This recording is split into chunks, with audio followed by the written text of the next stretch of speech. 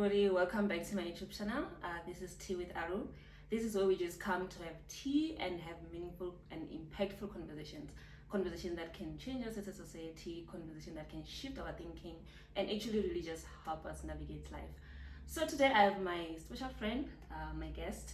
Do you want to introduce yourself? Hi everyone, my name is Lorato. I am Alice's friend.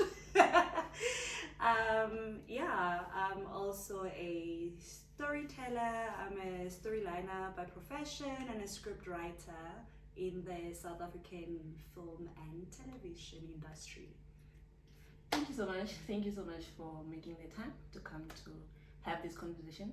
So today we just want to focus on dealing with unmet goals, unmet dreams, or dreams that didn't come true maybe at the time that we expected them to come true, or goals that we feel like by this time we should have reached them and we didn't get to that point. So today we just want to discuss that, and I'll just be asking Lorato a few questions just to trigger or to see how she navigates, like I don't know why I'm nervous. Okay, and my phone switches off, we'll edit. Yeah, how to navigate, all these things, all these unmet goals. So my first question to you today is, do you have, or did you ever in your life have unmet goals? And if you did, what are those goals? I think for me personally, like I've always had. Okay, so first of all, I feel like I find myself in a career path that is very hard to navigate, and I have always been very passionate about like stories and just the written word, which started off as poetry and it went into now script writing and storylining, right? But just when I went, so I feel like my journey have started like a little bit earlier. Like with me going into university, first of all, I didn't know what I'm gonna study. I applied for the sciences, and when I was about to go register, I was like, the hell, like, yes, I'm doing well in science in high school, but like I don't see myself being a scientist. And I also don't know anything that has to do with careers in sciences. My knowledge was very limited in that. But on the flip side, I was very good at acting at the time. So my drama tutor was like, Lorato, this is what you're good at. Like, that's what you should follow. Follow your passion. And I'm like, okay, but like, I come from a village. And no village girl's gonna be going out to go study acting. And some people break into the industry without studying it. But after some convincing to myself, I was like, actually, if it's your passion, then you should follow it. And that's what I did. So I followed acting. But then through acting, so that was like the first thing. Like I thought I was gonna break into the acting industry and become the star, right? And then in me being now in the acting environment, but in a varsity level, I was now confronted with the fact that I was studying with people who were more fluent than me in English, who were, sort of like looking down on me because of my accent and all of that. And also just feeling like, these are people who are better than me. So why do I think I can compete with these people? So, and also beliefs as well came into play. Feeling like, okay, now that I'm Christian, do I think that I'll be able to handle like kissing, sex scenes and all of that? And I'm like, okay, maybe not. So now I'm back to square one. I'm like, okay, I was supposed to be a star. And I'm in varsity, but the path to stardom is filled with too many difficulties. And then I discovered acting. So now that was like the first one, because this was my dream, and now this is pretty much me giving up on my dream. And now I discover storytelling, script writing through that journey, because then I took script writing as just an elective, but then I'm like, actually I can make a living out of this, right? So then now being part of that career path came with even more challenges, because not many people can, like in the past, like around the time I was in varsity, it was very hard to break into the industry. And a lot of my fellow classmates, they ended up becoming like maybe teaching, like going into teaching, going into article writing for magazines and stuff, and you know, doing something post-grad to venture into a different career path because the other one was not working, you know. So then I'm like, but the only thing that I'm good at is writing. So this is what I want to do. So obviously, you know, I tried to get into like different, trying to get experience as a writer. And I really tried, but it was very hard to actually like break into the industry. Eventually I broke into the industry, and one of my biggest dreams was to write for like one particular show. And eventually, by the grace of God, I got to write for the show. And I was excited. I was like, thank you, Lord. Prayers have been answered, and I felt like, yo, I have arrived, you know? But then getting into that working environment, it was very different from it was almost like I bought into a different idea. You know, like the kind of conversations that I've heard beforehand with, you know, the people who were in charge and all of that, it almost felt like, okay, this is what you are to expect. And then I got in, and then my expectations were like, it was like, girl, you are expecting too much and it's not happening, you know? So then, and also there was like, again, like, you know, as a writer, you'd be criticized a lot, just in general. So now being in that environment, I got even more and more criticized to a point that by the end of it all, I felt like maybe I'm not a writer. Maybe I'm not good enough. Maybe I chose the wrong career path. But at the same time, it was like, but what is your career path? Like, this is what you love. So if this is not it, then you are nothing. You know? So I wanted to be a storyliner, I wanted to be a script writer, like, which is what I'm doing right now. That was my goal, you know, to find myself being able to storyline like a show from the first episode of the season to the final episode of the season.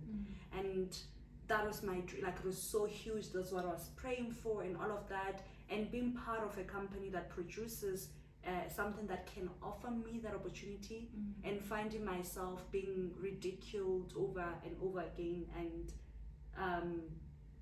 you know, like my writing being scrutinized so much that I got to a point where I felt like, okay, maybe you're not, like, maybe you think you're good but you're not. So then it just kind of like killed that dream. And then like that goal that I had was now unreachable. It was like, this is it, like you've reached the top, like this is the as far as you can go. So you must just like kind of like accept that you are not a writer. And maybe like just make peace with like admin, for example. Just do admin for other writers, but like you can't, like you're not yet there. And it felt like I'm never gonna reach there at the same time, because I thought that like I'm almost close, but like after some time, the negative things that I said to you, they get to you, and you start questioning yourself a lot, and then eventually you're just like, okay, I believe you, I'm not good, it's okay. Yeah, and I would like to believe that that comes with a lot of disappointment, you know, like, because sometimes I realize that we go through these things and then we go through the motions, you know, like we don't really stop to recognize the impact and how much that unmet expectation or goal disappointed us. So I just want you to maybe tell us about the feelings, the actual feelings that you felt, and how you navigated those, because at the end of the day you still need to kind of like hope that you can be this best writer that you always dream to be, you know. So I just want to understand, to say, what are those things that hit you, and how did you then navigate the whole process? I think like for me it was more disappointment in myself that, okay, like, oh, where were you going? Like, maybe, just maybe, because it's like a part where it's like, okay, so maybe you chose the wrong career path, so that's one. So now you doubt. Now, yes, I'm yeah. doubting my choices Yeah. in my career path. Sure. So that's one, and then the other one was like, I am not enough. The feeling of being like, it arose a lot of insecurities in my abilities. I started doubting whether I am able. Like, it just felt like, girl, maybe, just maybe. I mean, usually in our industry they normally say that like the proof is in the pudding, and in a way, like, before you write for any show, you would normally have to write a test, you know, where they test your writing, like literally practically test your writing, yes, your skills. And I mean, obviously, depending on where you are, and I was starting out, so depending on where you are in your career, for some shows they would just take you without having to test anything, because they already trust you, because you have a proven track record. I didn't have a proven track record, so I have to be tested every time. So if now my very first test goes, then it's like, maybe this is not, like, those feelings of insecurity just kind of like go up. Yeah. And now I felt like, okay, maybe I have chewed more than I can swallow. And what does it say? Bit more than you can chew. Whatever. But But yeah. So there's that kind of a thing, like insecurities that came with my abilities. I started doubting my abilities a lot, and I would rely on what people have to say. Like, if someone said, "Kore, I'm not good," I would believe them, and it would break me. So I am an overthinker. I am one of those people who are able to not sleep at night because someone said something. So there were nights where I would not be able to sleep. And I think it took like a lot of prayer, a lot of reliance on God, especially because, like, literally with everything that I write, I have to pray so hard, because I'm like, because it's taken me a long time to unlearn the idea that I'm not good enough, like I'm not a good writer. So it has taken me so long, so much that it has also, on the flip side, I think, you know, collateral beauty stuff, it has also forced me to rely on God, because when I write, then I'm like, God, I don't know what I'm doing. I feel good about 1, 2, 3, but like, what if the person who's gonna read it think that it's crap, for the lack of a better word? So I'm like, please help me, like my prayer, my consistent prayer when coming to my work is, please write for me, with me, and through me. Like, it's very, like, it's huge for me. So with every little victory that I get as far as my writing is concerned, I'm like, glory to God. Like, I can see how he actually, you know, has pulled me through this. Because another thing is that you submit sometimes and you think that it's good, and then your superior is just like, okay, you could improve here and there, and you're like, well, I thought it was good.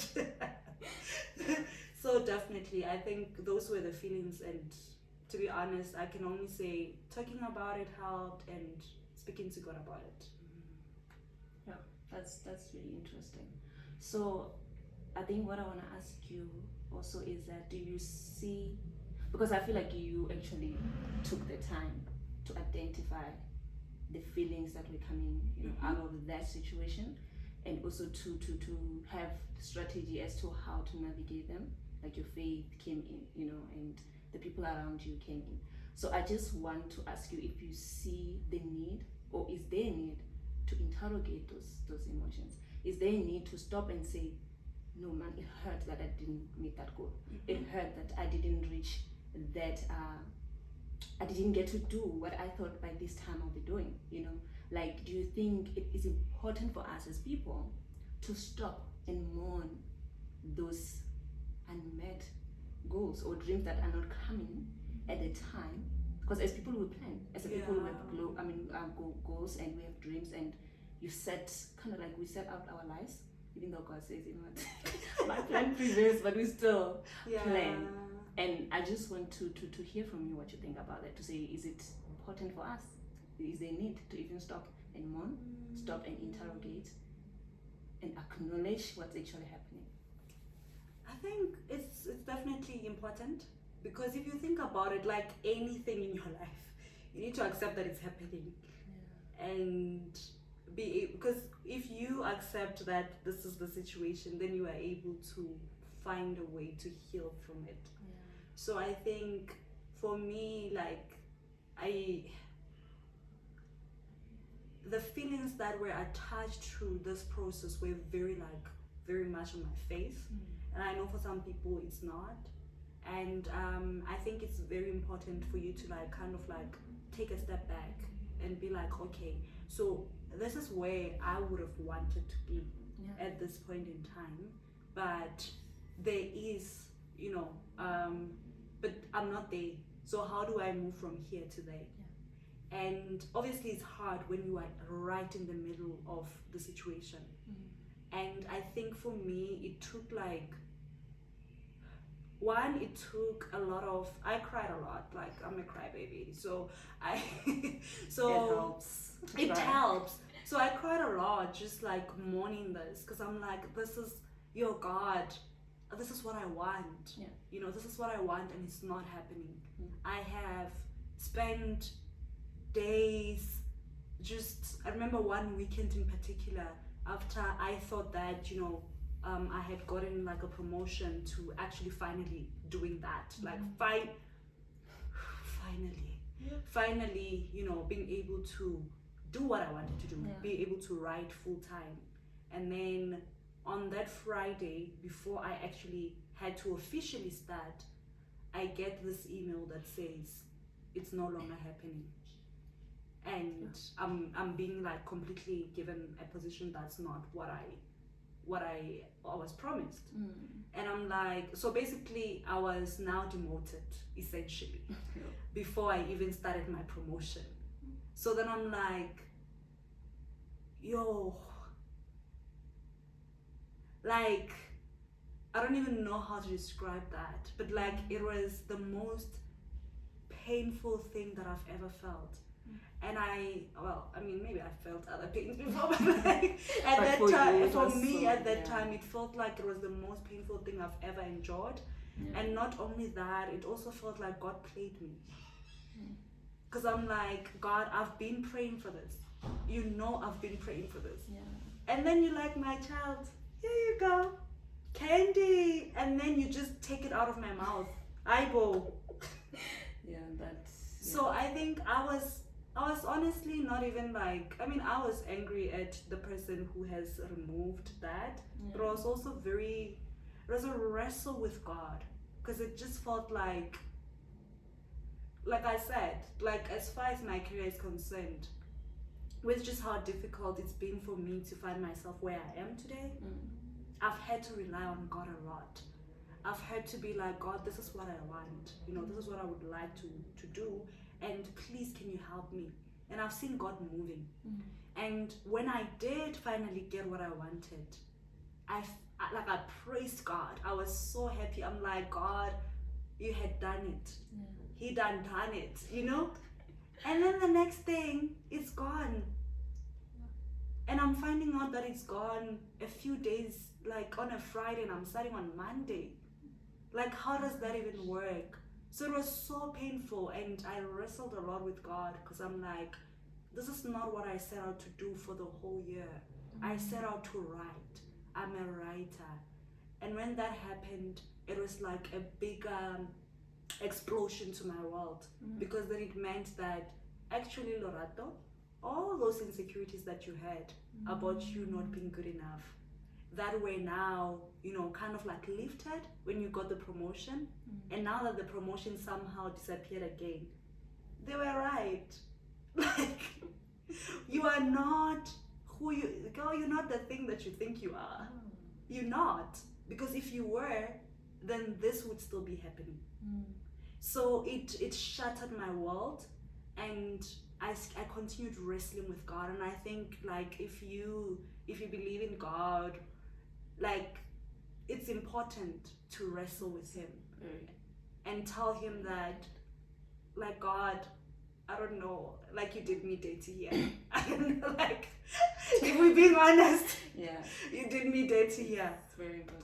So I think it was that, like, for me, I had to wrestle with God a lot. But, like, later on, though, I understood. I was thankful only later on. But it took me maybe a year for me to be thankful for that experience. Because then at the end of that tunnel, I was like, I see what God was doing. But it took me a year to see what he was doing. But that, like, through that year, I could not see it. I could not comprehend it. I could not understand how a God who loves me so much, who has brought me so far, could do something like that to me. Because I feel like nothing happens outside of God's control. So I'm like, if this is something that is in your control, why would you let it happen to me? So it was that. And I think, yes, going back to your question, it's important. I think it's important too, because I've realized with myself that if I don't reach, because like I was saying earlier when we were having a different conversation, to say I don't know if I'm going through the emotions, or I always have to check in with myself to say, am I fine? Am I fine, or I'm going through the emotions, like whatever, let's move on. But I've realized that kills my ability to dream. It kills my courage to even want to set another goal. Because I'm just going through, it's like disappointment piles on top of, like, they just piling to a point where sometimes it's subconscious. Like, it's not even, you're not even aware that you're actually behaving like that, that you're actually stagnant in a way. That pain or that disappointment has made you, it crippled you. You're not allowing yourself to dream, because if you dream, God shuts doors. If you try to set a goal, it doesn't come true. Like, so I feel like the importance of mourning this thing comes in that, to say, acknowledge the pain. Actually acknowledge the pain. Sit with the pain, sit with the pain. If you have to interrogate it. Wrestle if you have to wrestle. I mean, I wrestle with God, he wrestles with God, because of our faith, to say only then you can be able to move forward. Yes, and also the other thing is that, like, in you wrestling with God as well, or acknowledging the pain, you are able to see that it's the pain. It's not, like, you see, in a situation where I felt like I was not good enough, and I felt insecure and all of that, sometimes it's not because you are not good enough. It's because you are in pain. Like, this is a painful experience. And it has, like, if it's painful, it has to hurt. Exactly. And when it hurts, then it starts bringing out other emotions that have nothing to do with you personally. Like, it has nothing to do with your character. It has nothing to do with your abilities. It has to do with the loss. Like, you lost something. Because whether with the unmet goals, whether you reached it and then lost it, or you haven't reached it, it's a loss. Because you were like, at 21, I want to get married. You are 25. You are not married. And it's not happening. So it's a real thing. It's a loss. Like, you lost at 21-year-old you who was supposed to be married with kids. Like, you lost that person. So it's a loss, and you need to. And so now, because you lost that, now you're like, okay, I'm not beautiful. That's why, men are not attracted to me. You start listening to these lies that actually. So now, Jiki, you are not beautiful. Like, when? It has nothing to do how you look. Exactly. I mean, maybe we don't know what it has to do with because your desire is still intact, but like, it has nothing to like now you are having like your insecurities are piling like they are there. It has nothing to do with your insecurity. It has to do with that pain. So if you acknowledge the pain, then you are able to also see that actually all these other things are coming as a result of the pain. Yeah. It's not necessarily because I'm not good enough. It's because I'm in pain. That's true. That's actually true. And then if you don't interrogate that, you will sometimes you get to a point where you don't know what's true. Yeah. Like you're just because you didn't unpack and put things where they belong. Yeah. So I think my encouragement and also what I'm getting is that we have to interrogate these things. No, you have to. We have to, because then we can only move forward from there. Oh my goodness, like yo, because I don't know if I would be where I am now if I didn't go through all of that. Yeah. And I think also like as a person, obviously when things are happening to you, you're not gonna see the beauty in it. You don't see the full You don't see no. Pain is too much, guys. Like it just blinds you. it blinds you completely. It's just Yeah. like what the hell is going on? But like when you look at later when you look back at it, you're like, I get it. Yeah. I understood why I had to go through that. And you start to appreciate the lesson from it. Exactly. And I think for me personally, like I'm like, I mean, I don't want to go through what I went through again. Like, ain't nobody got time for that. No. It was a pain that was at that time, and it's fine that it happened. It served it. It served its purpose. And I think I can now see its purpose today in my life. And I am grateful for it. Would I choose to go back and do it again? Hell no. Am I grateful? Absolutely.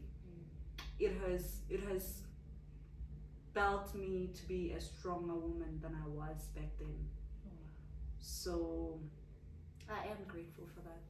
Yeah, that actually leads me to my final question. So now, like as you just said, now when you look back, you're like, and now I like to believe, actually I know because you're my friend, that now you're in a space that you're thriving, and you're meeting those goals. It's just that you're not meeting them at a time that I wanted to. You see. So I just want you to tell the people that are listening that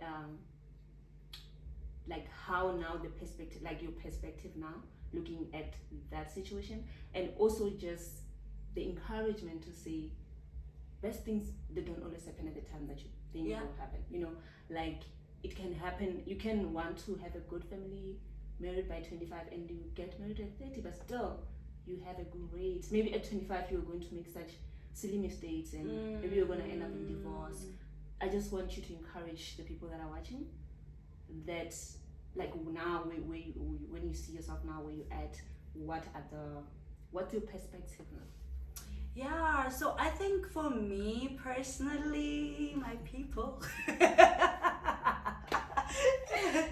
I don't know why I keep on saying personally, but I think what I can say to you guys is that, like,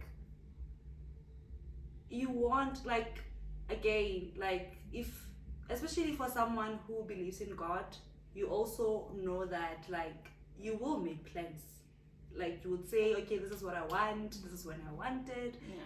But, like, God would always, like, his plans for your life would still prevail, and you would understand at some point that your timing, his timing, not on the same one, so completely different. Yeah. So I think for me, I was like, when I was going through what I was going through, it was hard. I won't lie, it was hard.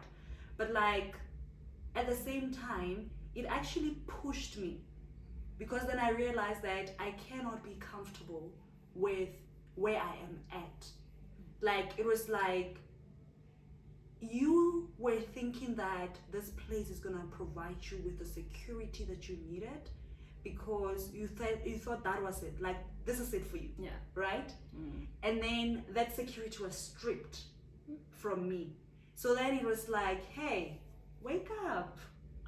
Wake up. This is not your mother's house. Like, wake I up. don't run this place. No, you don't.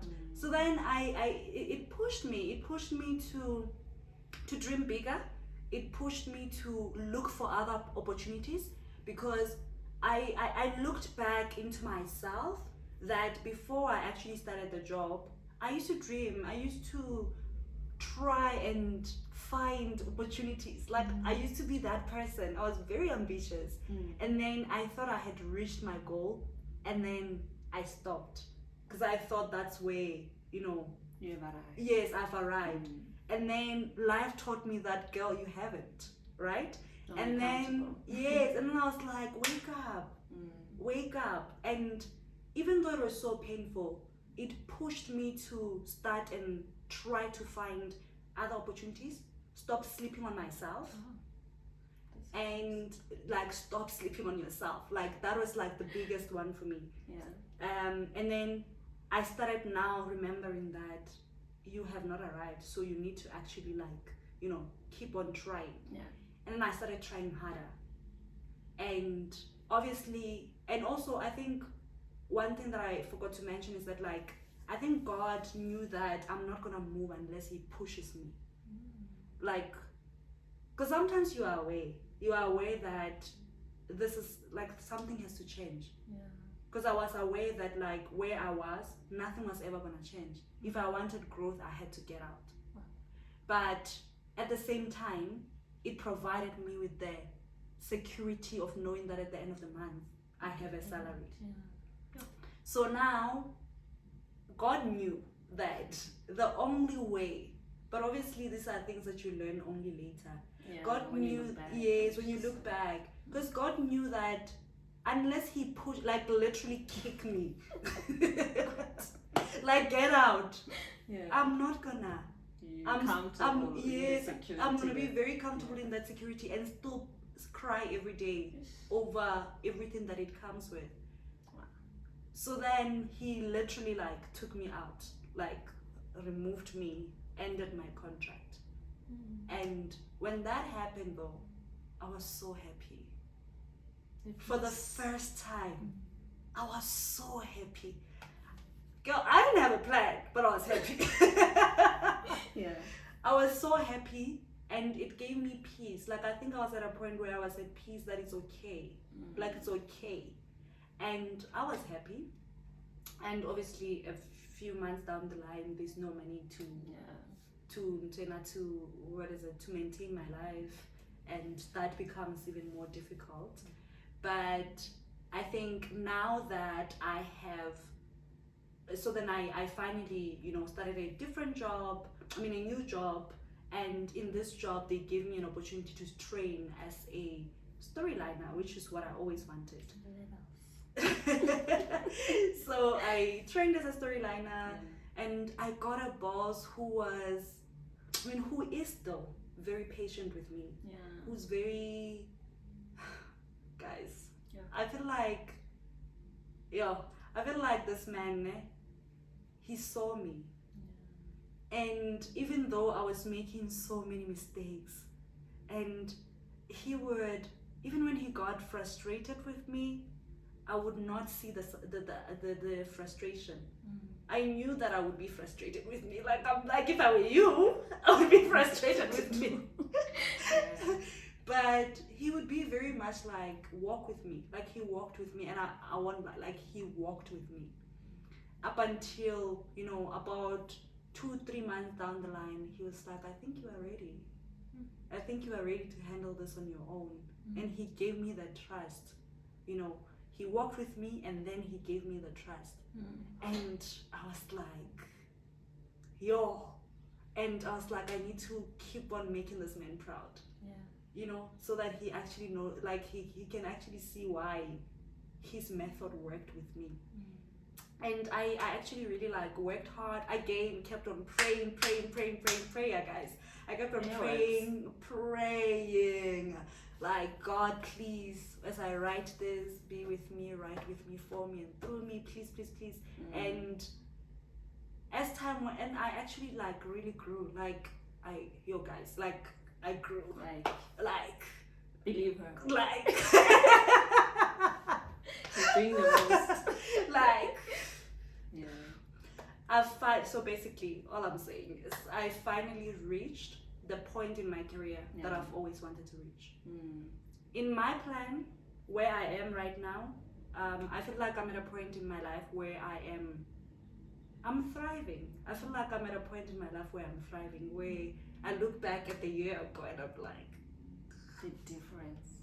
oh, you know? Yeah. So I honestly, if it was according to me, where I am now would have happened maybe in 2016, and it only happened in 2021 leading to 2022, right? And I am so grateful. And for me, it's like, I think maybe my encouragement to you is to say, like, this is what, how many years apart from 2016 to 2022? It's like about 6 years apart. And it didn't happen when I wanted it to happen, but it happened. And the time it happened, it has taught me so much. Like, had it happened in 2016, then I would have felt like I'm just fresh out of varsity, and then things are just you know what I'm like, I became where I got where I wanted to be immediately after varsity. I'm great. Right? It was gonna go to your head. Yes, it was gonna go to my head. And it's not a bad thing for people, like for people who manage to succeed in that way, amen. You know, it's their path. But for me, I'm so grateful for the years of toil. I'm so grateful that it happened the way it happened, because it makes me appreciate what God has done for me. It has it helps me appreciate the growth. It makes me appreciate every little thing. Like, I wouldn't change the journey for what it was. It made me work harder. It made me work so much to prove myself.